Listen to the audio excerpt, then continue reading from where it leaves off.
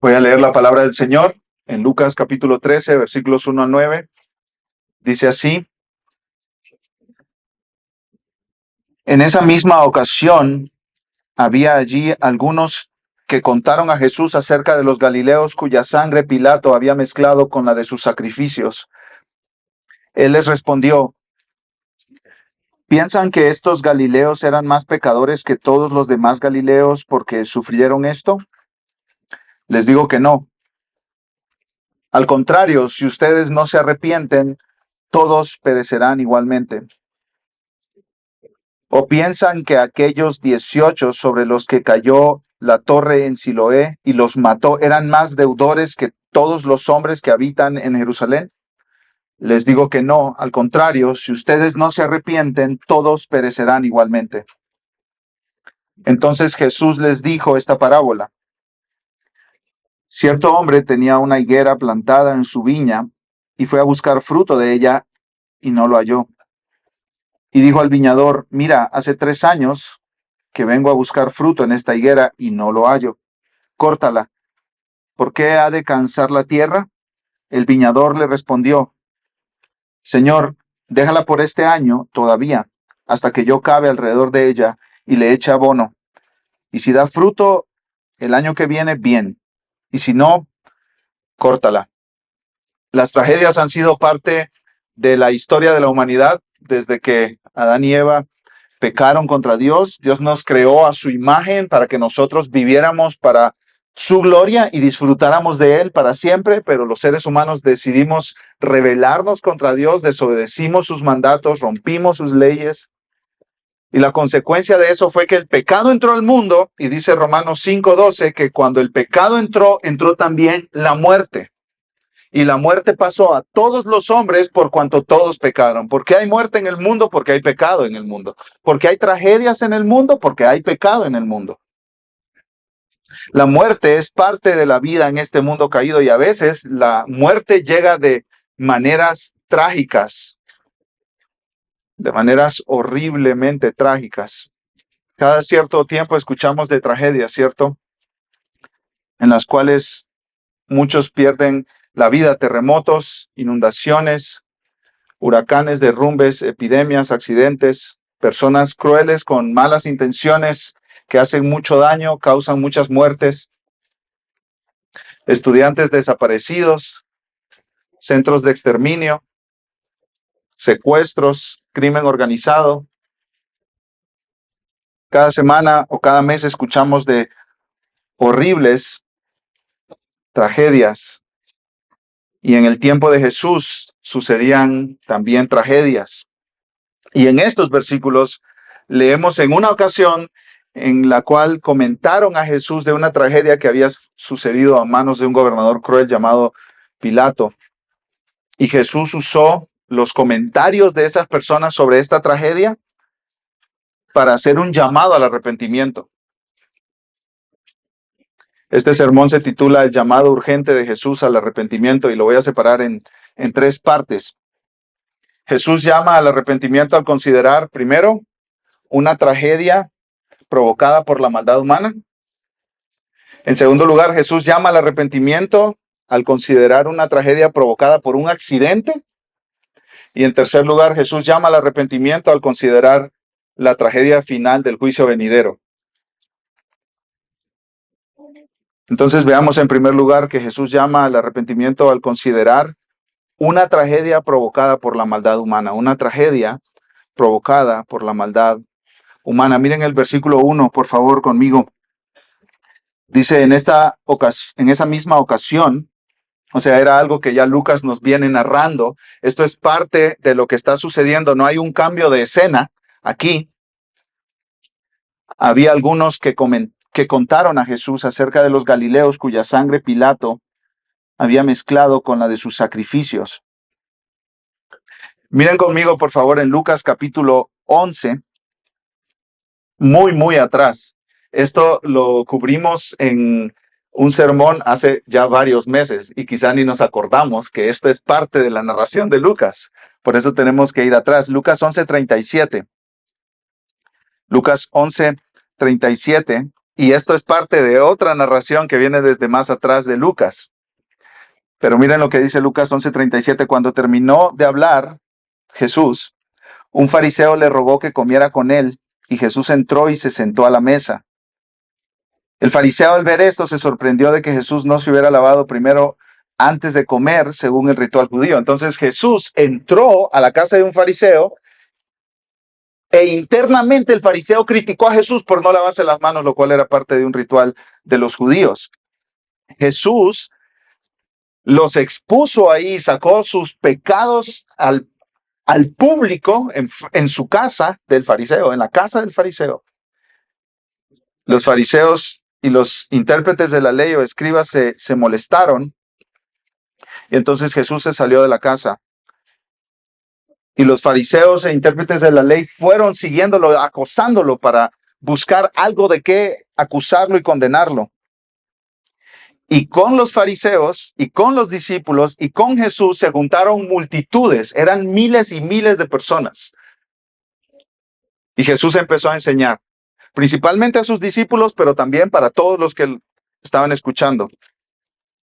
Y entonces cuando llegamos al capítulo 13, esta escena no ha terminado. Jesús ha estado enseñando un buen rato después de salir de la casa del fariseo. Y Jesús acaba de decir que el Hijo del Hombre, o sea, Él, vendrá por segunda vez. Después de morir, resucitar y ascender al cielo, Él vendrá por segunda vez y vendrá a reunir a sus redimidos, pero a destrozar, a despedazar, a castigar duramente a sus enemigos, a los que no se arrepienten de sus pecados y confían en Él para salvación. Entonces, ahí llegamos al versículo 1. O sea, este versículo, mis hermanos, estos versículos que acabamos de leer no están en un vacío. Son parte de una secuencia que nos está narrando Lucas. Y este comentario que le hacen acerca de los galileos cuya sangre Pilato había mezclado con la de sus sacrificios es muy interesante. Es como si los que estaban escuchando a Jesús hablar de la segunda venida del Hijo del Hombre, que viene como un juez a destruir a sus enemigos, es como si ellos hubieran dicho, sí, los que no están viviendo vidas correctas serán destruidos como los que Pilato mató, ¿cierto?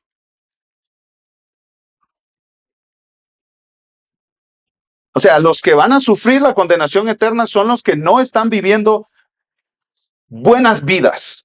Y los que no están viviendo buenas vidas, vidas moralmente correctas, van a sufrir condenación, ¿cierto? Como los que Pilato mató. Sí.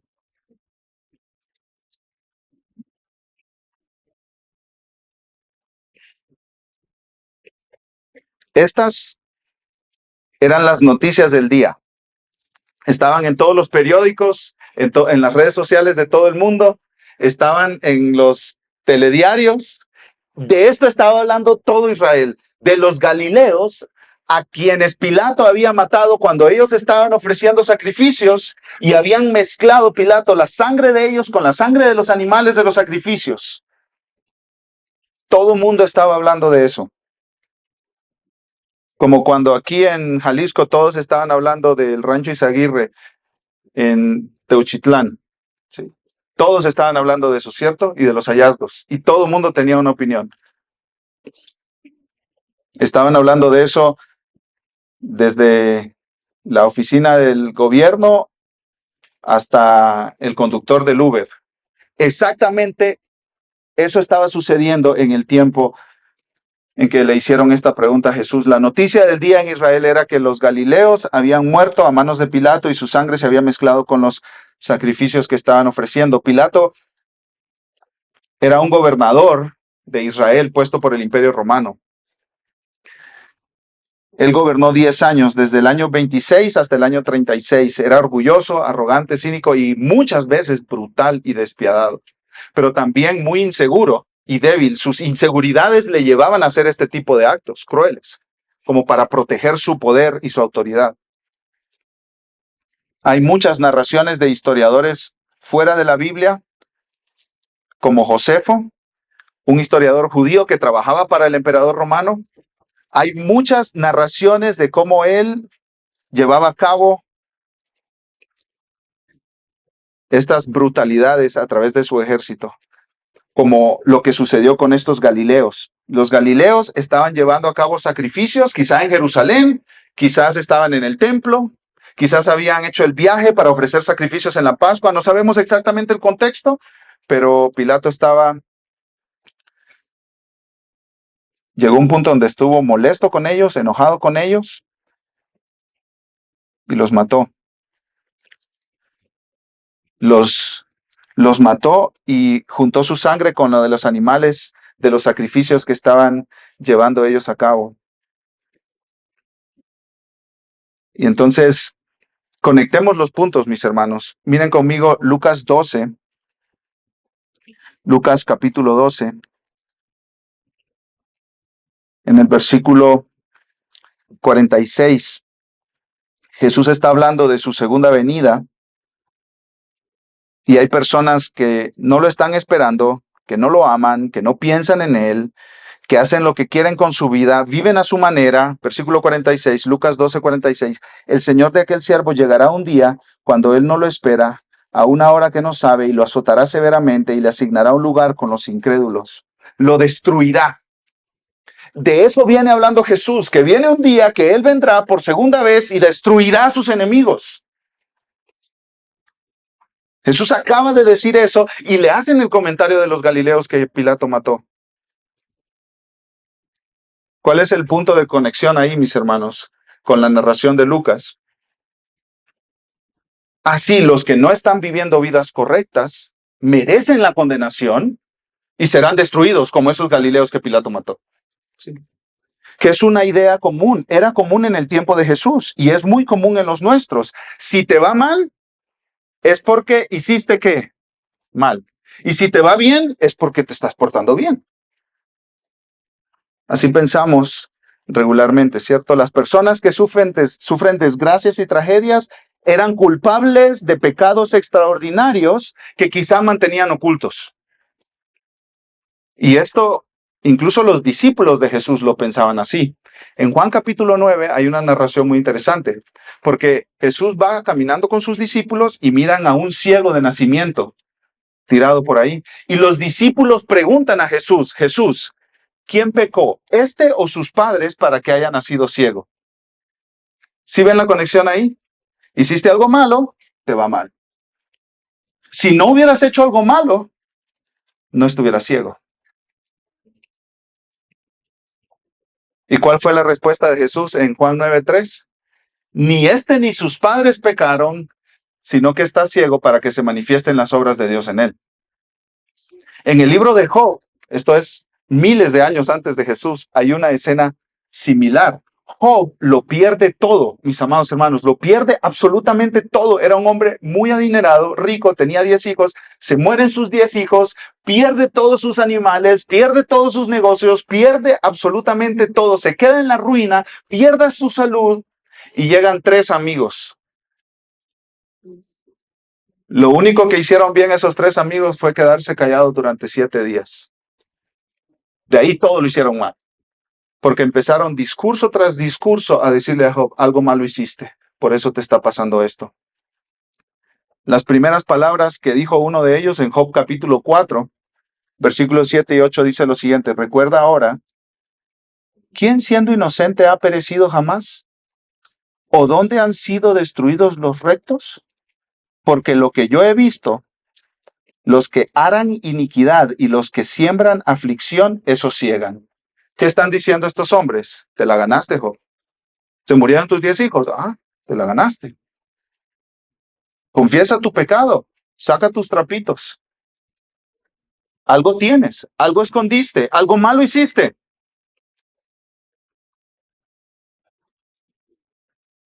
Hoy en día existe exactamente el mismo pensamiento. El domingo pasado les hablé de una hermana en Cristo, Johnny Erickson Tada, que quedó tetrapléjica, perdió sus movimientos de manos y piernas por un accidente que tuvo en un lago poco profundo. Y ella cuenta que un día un joven llamado David se le acercó y le dijo, ¿alguna vez has pensado que podría ser tu pecado lo que impide tu sanidad? ¿Alguna vez has pensado que lo que impide tu sanidad es que has desobedecido a Dios de alguna manera? Y le dijo, Johnny, debe haber algún pecado en tu vida con el que aún no has tratado. ¿Qué les parece decirle eso a una persona tetrapléjica? Pero muchas veces pensamos así, ¿cierto? Que es la misma idea detrás del principio hinduista del karma. El karma, ya la pagarás. Hiciste mal, ya la pagarás. Pórtate bien y te va a ir bien.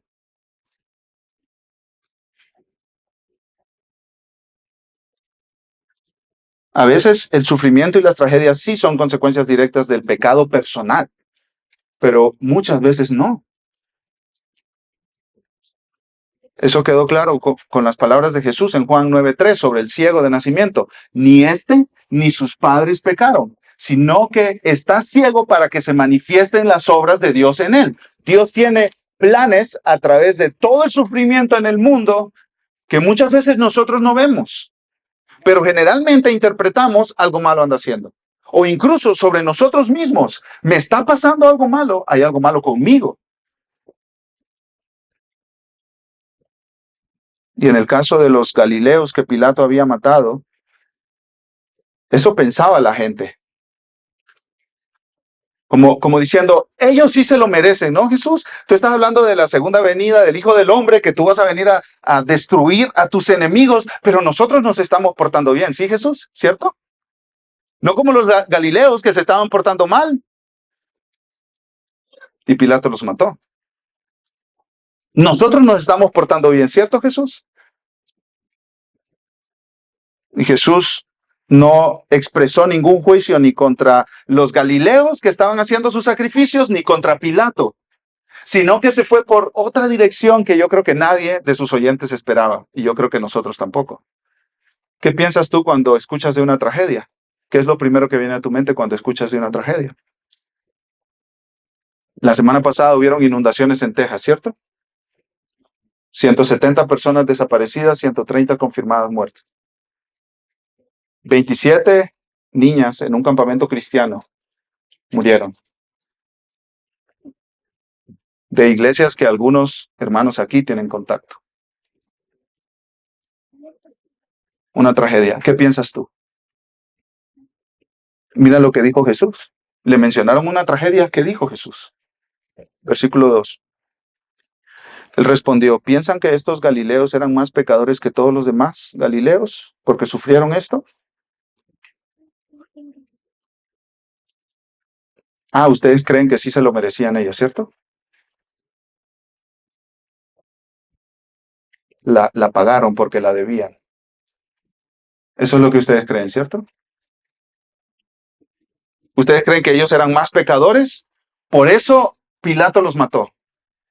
Y miren el versículo 3, Jesús hace la pregunta y la responde inmediatamente. Les digo que no, no se trata de eso, no se trata si son más culpables o menos culpables. No, ellos no murieron por ser más culpables que el resto de Galileos. Versículo 3, les digo que no, al contrario, si ustedes no se arrepienten, todos perecerán igualmente. ¿Murieron porque eran más pecadores que otros? La respuesta es no, no murieron porque eran más pecadores que otros. No, no sigue que si alguien está sufriendo es porque es más pecador que alguien que no está sufriendo. No sigue una cosa a la otra.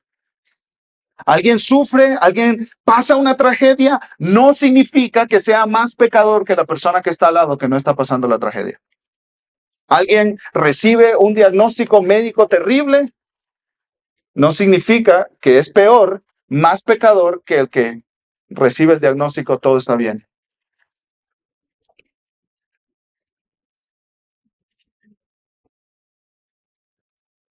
En otras palabras, Jesús nos está enseñando que cuando ocurre un tipo de desastre como este, no apuntamos dedos y decimos, oh, seguro se lo merecían, sino más bien, escuchen esto, cuando sucede un tipo de desastre como esto, nosotros consideramos nuestra propia muerte, el fin de nuestra propia vida y el día que nos presentaremos delante de Dios para rendir cuentas de cómo vivimos. Eso es lo que Jesús nos está enseñando aquí. El punto de Jesús es este: tú también morirás algún día, así que debes estar preparado, y a menos que te arrepientas, perecerás. Un comentarista dice: para Jesús, la muerte de los Galileos, cualquiera que fuera la causa, es significativa como advertencia del juicio venidero sobre todos los pecadores, a menos que se arrepientan. Hay una tragedia. Jesús quiere que nosotros nos preguntemos: ¿cómo está mi vida? ¿Estoy yo listo para morir? Ese punto de Jesús es chocante, ¿cierto? Porque nosotros esperaríamos que Él nos responda: ¿por qué hay sufrimiento en este mundo?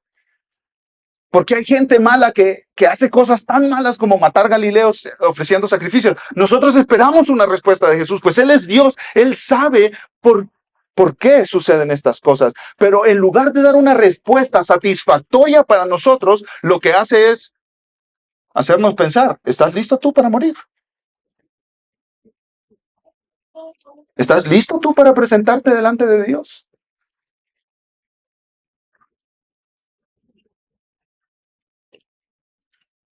Un comentarista dice que es más fácil hablar de la muerte y el fin de la vida de otros y de los pecados de otros que hablar de nuestra propia muerte y del fin de nuestra propia vida y de nuestros propios pecados.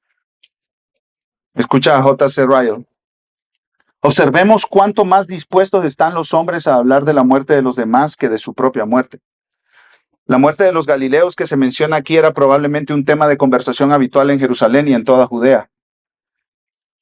Podemos creer perfectamente que todas las circunstancias y detalles relacionados con ella eran continuamente discutidos por miles de personas que nunca pensaban en su propio fin.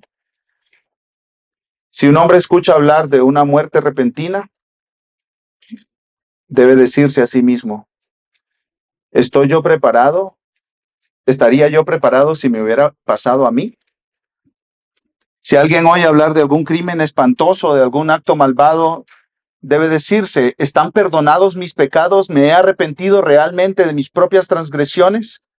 Si alguien oye hablar de hombres mundanos que caen en todo tipo de excesos, se debe decir a sí mismo: ¿quién me ha hecho diferente de ellos? ¿Qué me ha impedido seguir el mismo camino hacia la perdición eterna? Solo la gracia gratuita de Dios. Entonces, este es el punto de Jesús. Podemos modernizarlo, ¿no? Ponerlo en nuestro lenguaje de hoy. Si tú escuchas del Rancho Izaguirre, en lugar de empezar de hablar del gobierno primero, que se puede hablar, en lugar de empezar de hablar de los narcos y de cómo están infundiendo miedo en la población, que se puede hablar, lo primero que tú debes decir es: ¿estoy listo yo para morir? ¿Me he arrepentido yo de mis pecados? ¿He sido yo perdonado de mi maldad?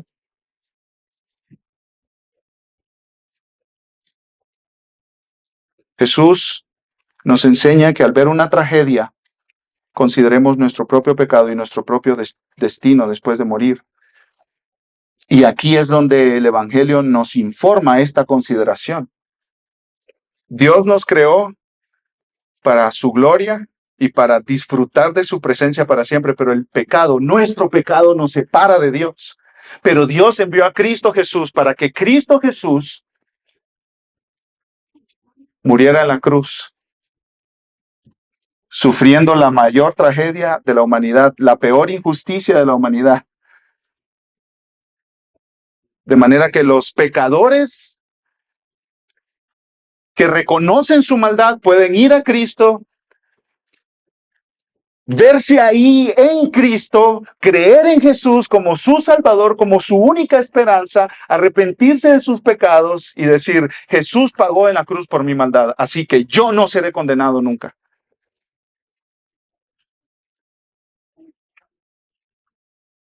La respuesta al mensaje del Evangelio es arrepentimiento y fe. Y Jesús está hablando en este pasaje del arrepentimiento, ¿cierto? Mira lo que dice en el versículo 3, les digo que no, al contrario, si ustedes no se arrepienten, todos perecerán igualmente. El arrepentimiento es un cambio de vida, un cambio de pensamiento, un cambio de afectos, un cambio de todo lo que significa en lugar de vivir para ti y para tus pasiones y tus deseos y tus maneras, das un cambio de 180 grados y empiezas a vivir para Dios, para su gloria, para la honra de su nombre.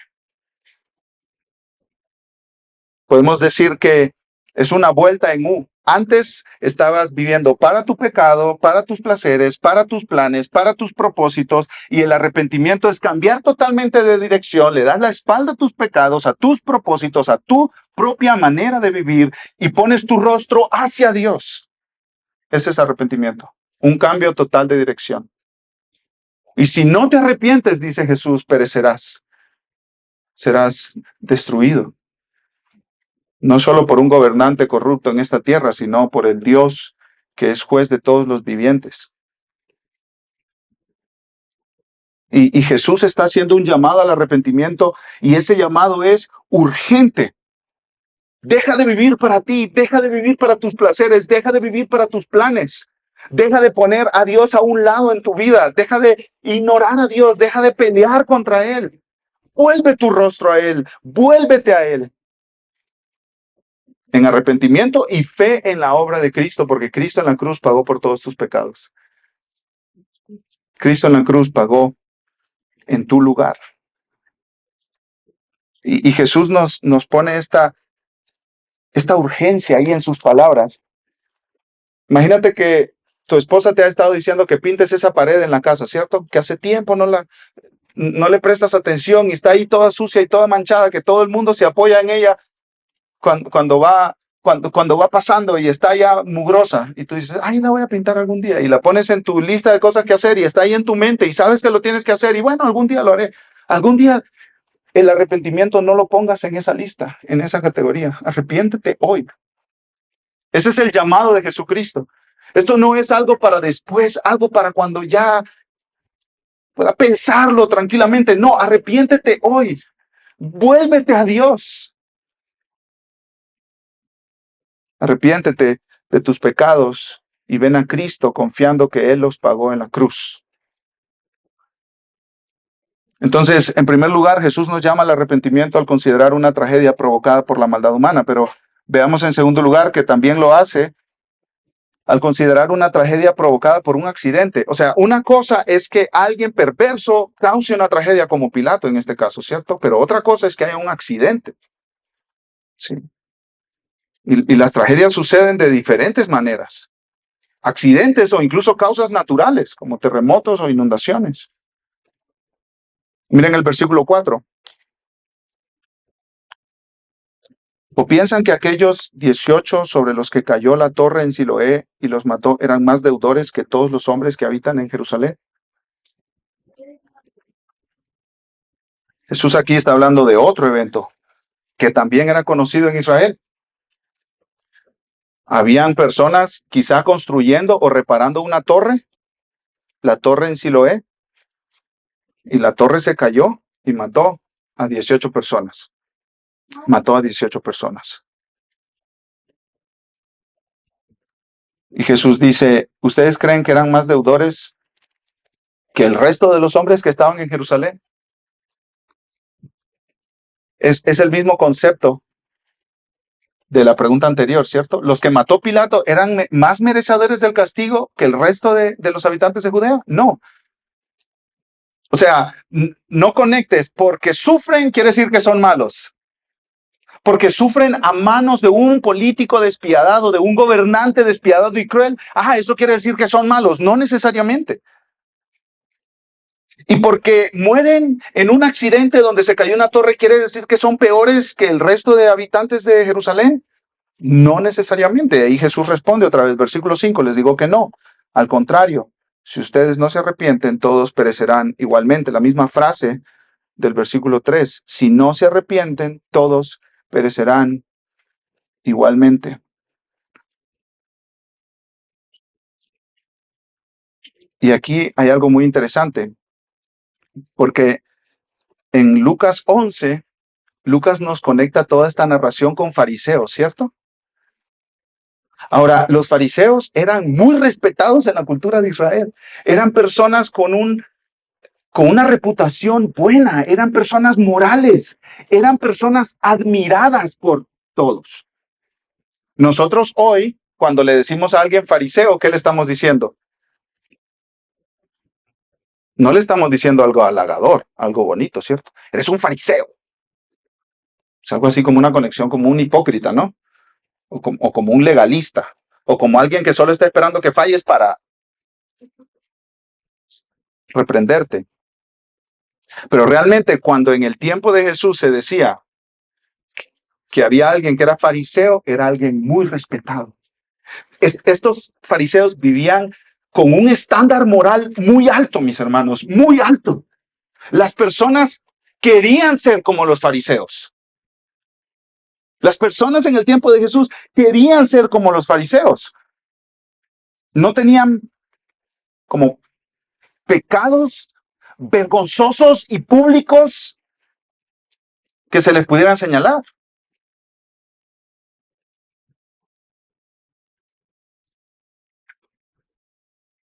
Y Jesús les está diciendo que ellos deben arrepentirse. ¿Por qué deben de arrepentirse si no han cometido adulterio? ¿Por qué deben de arrepentirse si no han matado a nadie? ¿Por qué deben de arrepentirse si ellos van a la sinagoga todos los sábados y leen la ley de Moisés y la memorizan y dan diezmo de todo? ¿Por qué deben arrepentirse ellos? Y aquí quiero citar a un libro de Tim Keller, y él dice que uno de sus maestros decía, la principal barrera entre los fariseos y Dios no eran sus pecados, sino sus malditas buenas obras. Otra vez, la principal barrera entre los fariseos y Dios no eran sus pecados, sino sus malditas malas obras, buenas obras. ¿Qué estaba pasando con los fariseos? Ellos decían, yo soy una buena persona. Ellos estaban confiando en sus buenas acciones para estar bien con Dios. Yo estoy bien con Dios, sí. ¿Por qué? Porque no he cometido adulterio, porque me porto bien, porque soy un buen padre, un buen esposo, un buen ciudadano. Doy mis diezmos de todo lo que gano. Ayuno. No soy como los otros ladrones, sinvergüenzas, corruptos. No soy como los gobernantes. No soy narco.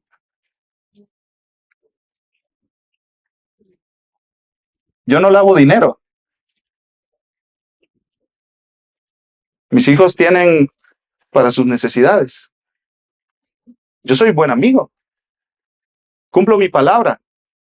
Soy responsable en mi trabajo. Pero Jesús les dice, tienen que arrepentirse porque ustedes son culpables de pecado. El llamado al arrepentimiento no es solo para el adulterio, sino también es por la idea de que tú puedes agradar a Dios y ganarte su favor con tus buenas obras. Es como arrepentirte de creer que Dios te acepta porque tú eres suficientemente bueno. O sea, el llamado al arrepentimiento no es solo para el hijo pródigo de la parábola de Jesús, que tomó su herencia, se fue y la malgastó viviendo perdidamente. Y después dijo, tengo que regresar a la casa del Padre. Se arrepintió y vino. Él tiene que arrepentirse, pero también tenía que arrepentirse el hermano mayor, que estaba en la casa y que le decía a su padre, yo he trabajado para ti, he hecho tanto para ti y no me has dado ni un cabrito para gozarme con mis amigos. O sea, yo con mis buenas obras te estoy agradando. Y el padre salió de la fiesta y fue a llamar a su hijo mayor para que entrara a la fiesta, porque él necesitaba arrepentirse de sus buenas obras que creía que le ganaban el favor y la aprobación de Dios. El arrepentimiento es algo que deben hacer personas moralmente horribles y malas y corruptas y sexualmente impuras y con mala reputación. Las prostitutas se tienen que arrepentir y los narcotraficantes se tienen que arrepentir. Sí, claro que sí. ¿Y quién más? La persona que ha ido toda su vida a la iglesia y que cree que porque ha ido toda su vida a la iglesia está bien con Dios. cree que sus obras han comprado el favor de Dios. Y esto es una ofensa para Dios, porque eso lo que hace es que insulta la obra de Cristo en la cruz. La persona moralmente buena, que no tiene una horrible reputación, que está confiando en sus buenas obras, está diciendo, yo no necesito la obra de Cristo, porque mis obras me ganan el favor de Dios. Y de eso tienes que arrepentirte. Hace poco leí de un pastor en Escocia llamado David Dixon, de 80 años. Él estaba agonizando, estaba a punto de morir, y un amigo suyo de 50 años llegó a visitarlo y le preguntó, ¿cómo estás? Y estas fueron las palabras que su amigo reportó que le dijo David Dixon. He tomado todas mis buenas obras y todas mis malas obras y las he arrojado juntas ante el Señor. Y he huido de ambas a Jesucristo y en Él tengo dulce paz. Escucha lo que dijo ese pastor. He tomado todas mis buenas obras y mis malas obras, las he puesto por ahí y he corrido a Jesucristo y en Él tengo dulce paz. ¿Ya corriste tú de tus malas obras a Cristo para encontrar perdón? Gloria al Señor. Otra pregunta, ¿ya corriste tú huyendo de tus buenas obras para encontrar solo en Cristo el perdón? Gloria al Señor. Huye de tus malas obras y huye de tus buenas obras. Arrepiéntete de tus pecados horribles y vergonzosos y que te llenan de culpa, y arrepiéntete también de pensar que con tu buena vida y tus buenas obras y tu moralidad puedes ganar el favor de Dios. Tú solo puedes ser aceptado por Dios por la obra de Cristo y nada más. Tú solo puedes ser perdonado de tus pecados porque Cristo en la cruz pagó, no porque tú te has ganado ese perdón. Entonces, hoy, corre a Cristo. No estés pensando, no, pues yo no soy una mala persona. Yo no soy una mala persona. No me emborracho, no ando en fiestas. Si tomo es leve, controlado. No pienses así. Tú tienes que decir, yo necesito a Cristo, necesito un Salvador. Corre a Cristo. Arrepiéntete de vivir la vida a tu manera, ya sea en perversidad o en moralidad. Arrepiéntete de vivir tu vida a tu manera y corre a Cristo, porque en Él hay perdón. Haz lo mismo que este pastor. He tomado todas mis buenas obras y mis malas obras y las he arrojado juntas ante el Señor y he huido de ambas a Jesucristo. En Él tengo dulce paz. Dulce paz. Hay un librito pequeñito que regalamos aquí en la iglesia que se llama El Evangelio de Cristo Jesús, de Paul Washer, y ahí habla del arrepentimiento. Y él dice que hay ciertas preguntas que tú te puedes hacer para saber si te arrepentiste de tus pecados, como una evaluación.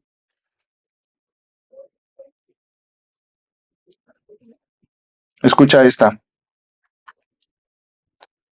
¿Reconoces que tus mejores obras son como trapos de inmundicia delante de Dios y has rechazado toda esperanza en tu propia justicia?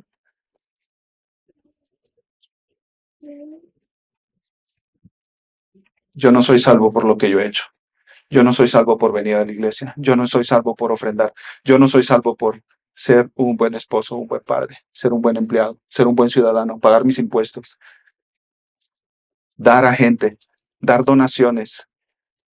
Yo soy salvo solamente por lo que Cristo hizo en la cruz. Él y solo Él es mi esperanza y nada más. Y nada más. Ese es el llamado de Jesucristo aquí para los fariseos.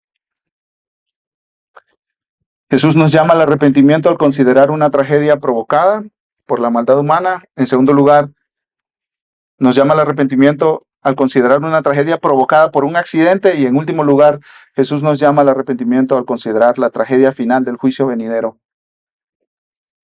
Sí, Jesús sabe que viene un juicio y Él está advirtiéndonos. Versículo 6, Lucas 13:6. Entonces Jesús les dijo esta parábola. Cierto hombre tenía una higuera plantada en su viña y fue a buscar fruto en ella y no lo halló. Y dijo al viñador, mira, Hace 3 años que vengo a buscar fruto en esta higuera y no lo hallo. Córtala.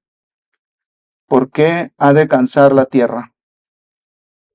El viñador le respondió, Señor, déjala por este año todavía, hasta que yo cabe alrededor de ella y le eche abono.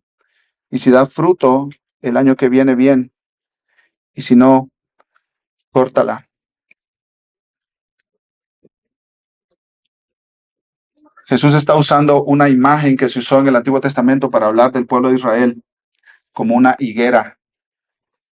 Y Dios dice que la persona que se arrepiente da fruto. O sea, su vida demuestra que se arrepintió. Juan el Bautista, en Lucas, al inicio del Evangelio, dice, den frutos dignos de arrepentimiento. Si ustedes se arrepienten, su vida lo demostrará. Su vida cambiará. Su vida dará evidencias de que se han arrepentido de sus pecados. En el Antiguo Testamento, el pueblo de Israel muchas veces fue como una higuera seca que no daba fruto.